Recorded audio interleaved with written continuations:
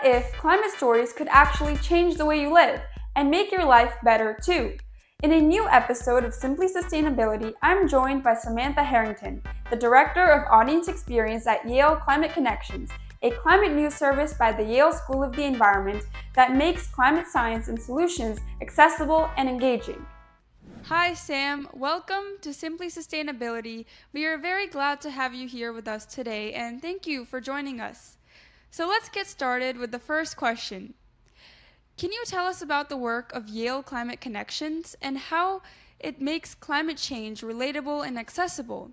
It uses a wide mix of media, radio, podcasts, online news, videos, and more. So what sets it apart in the landscape of climate communication, and which formats have been the most effective in moving people from awareness to action? Yeah, that's a great question. So like you mentioned, Yale Climate Connections, we're a climate news service, and we have a radio program, we have Spanish content online and English. We also have a weekly newsletter that we love to send people tips for how to manage climate-related extreme weather in. I think we tend to think about the different sort of news products we have, so the radio and the website, as having two different audiences. The radio program is broadcast on stations across the country and has a wide listenership. So that audience doesn't necessarily come to the program knowing a ton about climate change. So it's an opportunity for us to help connect climate impacts to their daily life and also give them some insight into solutions that may work in their community. And then the website audience tends to already be very alarmed about climate change. So they are looking for stories about how they could act or how they can protect their loved ones, friends, or family. Moving people from engaged to active can be difficult, and especially difficult to measure and track, right? Like, we're not always getting feedback. Someone reads a story about a heat pump and they're not always going to email us if they have then purchased a heat pump after reading the story. But we do collect user testimonials that give us some insight into that. I think in general, stories that move people are ones that they can find personally relatable, either via geography or their interests. And then also stories that might help them save money. Those are our big ones. Wow, that is really interesting, and I agree with how you said that we can't really measure action, and that's something we see with our work in the nonprofit as well. Cool. So the next question is, how has your approach evolved for making climate stories accessible and engaging, and what have you learned about what truly connects with audiences? Yeah, that's a great question too. I think there's like pros and cons to being a very issue specific journalist. Sometimes the more, like, I've been doing this since 2016, so it can be easier for me to sometimes lose sight of what people know and don't know who aren't living in climate change all of the time. But also now I have a lot more expertise, and so I can sort of better assess what stories about solutions or impacts might do well.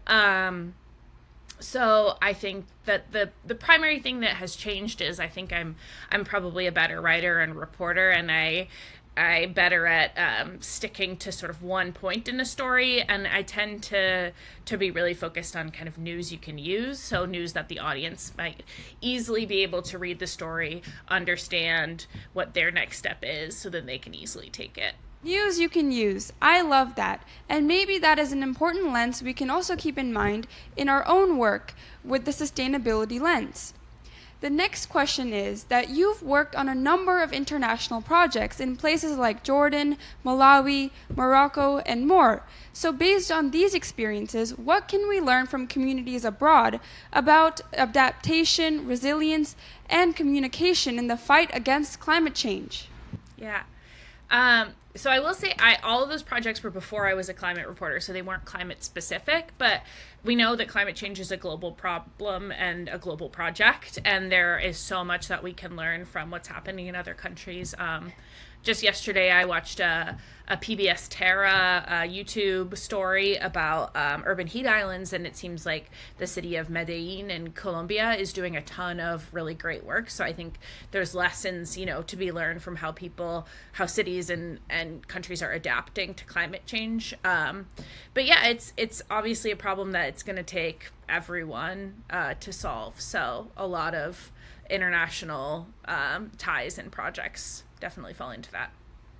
Yeah, it is definitely a global issue. As someone who works at the intersection of journalism, graphic design, and audience experience, well, how do you think visual storytelling can help us cut through the climate fatigue and actually inspire climate action? Definitely. I think, especially web design, it's really important to me to make it easy for people to find the information they're looking for as quickly and as like barrierlessly as possible. So I think that is really important, making sure people aren't navigating a clunky website or they have to like click a bunch of buttons to find the information that they need. I think, graphic design on social media, making something that people are going to share out to their friends can give it a wider audience and reach more people than like our website will. And yeah, I think it also sort of forces you to simplify a story if you're trying to synthesize it into a small graphic. So really pull out the important points so then people can see what they need to know in a quick graphic way. I think visual storytelling goes a long way. Yale is a big name in the academic world, so how does being housed in such a prestigious institution shape the work and reach of your climate communication efforts, especially when trying to connect with broader audiences? Yeah. We're lucky because we get to work very closely with researchers at the Yale program on climate change communication. So, that's not something a lot of journalists can say, that they have access to research about the best, methods and messages to reach people on this issue.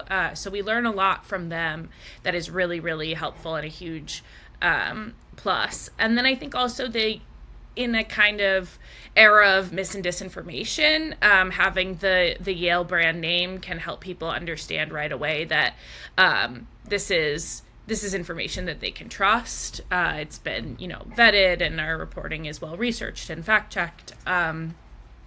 Sometimes I do think, maybe to your point, it can be hard for people may come to our website and worry like this is going to be more of an academic project, or maybe they won't understand.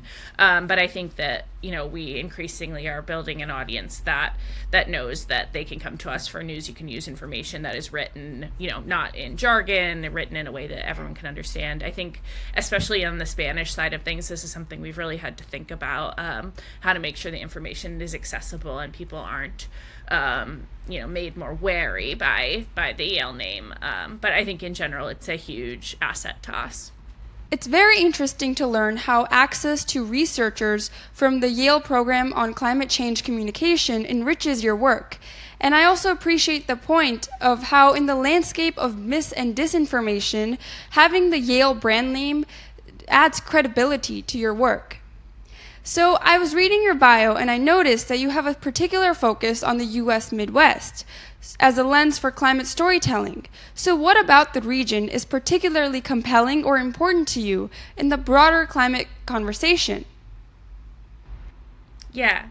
I love the Midwest. I grew up outside of Madison, Wisconsin, and I live in the city now. So it's very near and dear to my heart. It's, the place that I understand the best. So I think then I have a better sense of what the stories are, what work is being done, and how to tell those stories. And I also think that it can be a place that's overlooked too.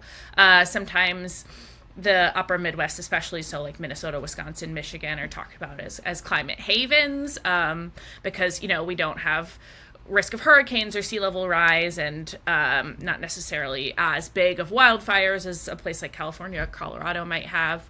But there's still a lot of social challenges here.